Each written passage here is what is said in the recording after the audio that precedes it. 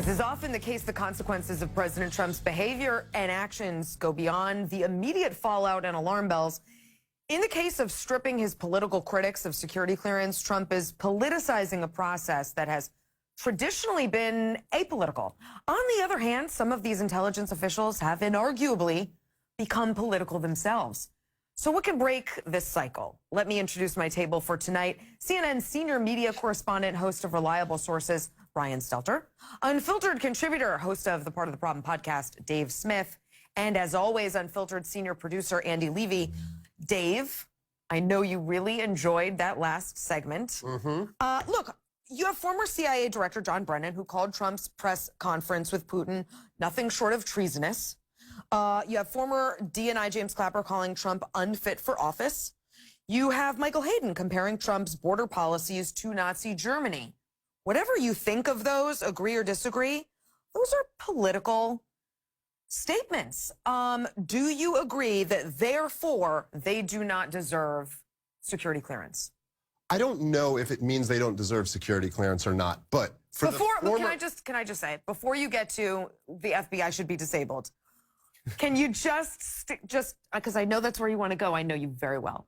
Can you just tell me whether that means they should be stripped of their security clearance? I love that I don't even have to be here anymore because you just give my points for me. So yes, but I know you. All of these organizations should be dissolved, sure. But look, it's not just someone saying mean words. For the former head of the CIA to call the current president guilty of treason, that is a very serious accusation. No doubt. And with all of the leaks that I read every day on CNN.com, on all these different sites, an unnamed intelligence official says blah, blah, blah. And if you're out there and you think this guy is guilty of treason, well, then wouldn't you be compelled to leak some of this information? So to me, it actually doesn't seem like an unreasonable response. I don't know if they deserve security clearance or not. I'd like to see a lot less things redacted and let the American people see a lot more of this classified information. I mean, how many times this year alone have we caught the FBI redacting information solely for the purpose of not embarrassing the FBI? So I'd like to see a lot more of this information come out. All fair points. But Andy,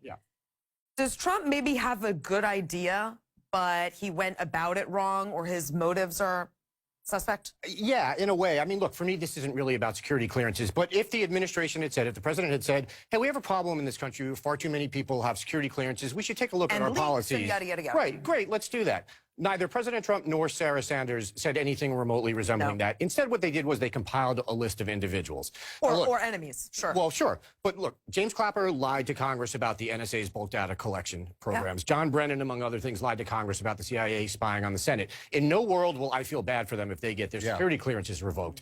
But that is not the point here. The point here is that the President of the United States is threatening to use his power to target specific individuals because they said bad things about him. Totally. And that is terrifying.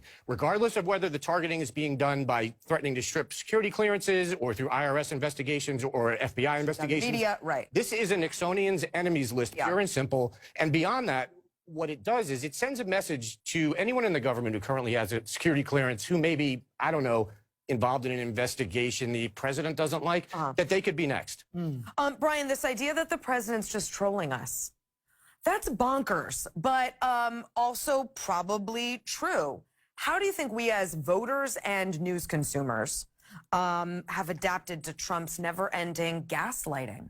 The expectation that, oh, he's just trolling us is really disappointing. And I wonder if it turns out he is more than trolling. According to one of the deputy press secretaries, as you were saying the past few minutes, Hogan Gidley saying we're starting the process. We're moving in this direction.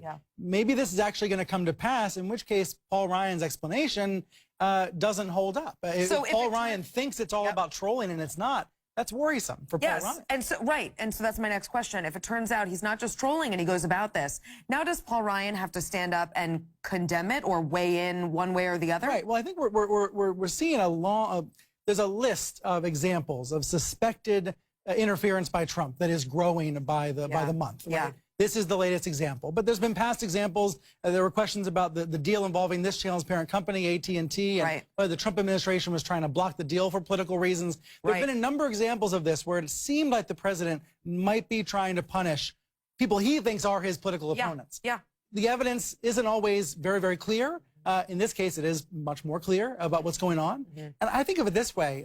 Every single day, President Trump could do things to appeal to 100% of the country.